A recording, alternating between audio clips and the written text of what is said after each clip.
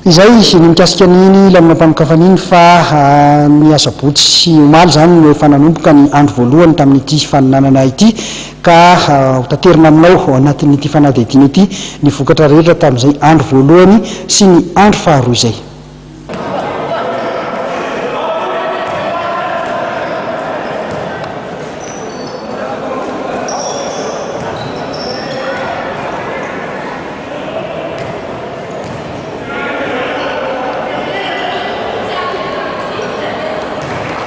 Ekipa 20 no miatrika ny dingana voalohany amin'ny fedinany amboaran'ny filoha eo amin'ny taranja a basketball izay nanomboka omaly sabotsy tetsy amin'ny kianjan'ny tafon'ny Mahamasina.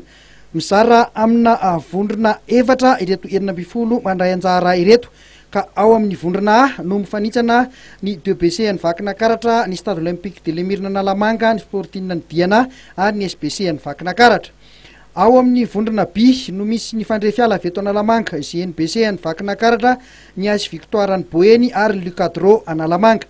Ao amin'ny vondrona C no misy ny Cosmos ny Diana, ny Asa Analamanga, ny BBC Menabe, ny USF ny Haute-Matsiatra. Ao amin'ny vondrona D kosa ny misy ny TTS ny Amoronmany sy ny Challenger ny Analamanga ary ny 3FB Atsinanana sy ny Globe ny Douane avy any Atsimo Andrefana.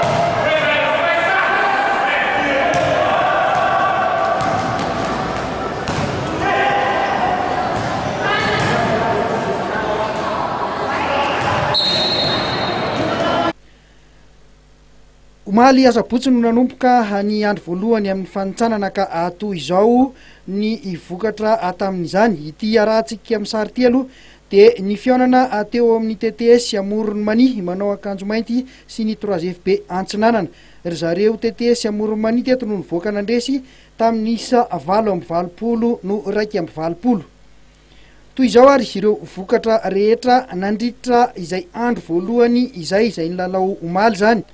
Ny USF ny Haute-Matsiatra dia niondrika nanoloana ny Asa Analamanga tamin'ny isa 7-20 no 4-20.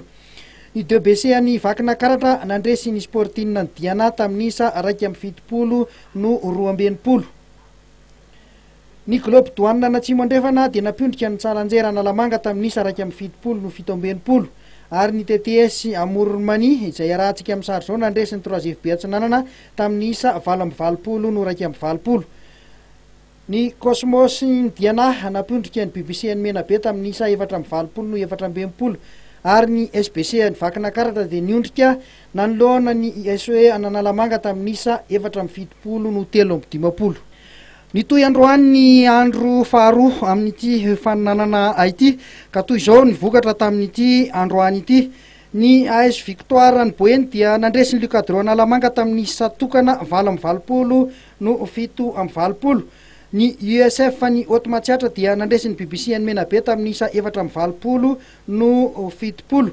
Ary ny Sporting ny Diana kosa dia nanamontsana ny SBC ny Vakina Karatra tamin'ny isa 4-20 no 2-20.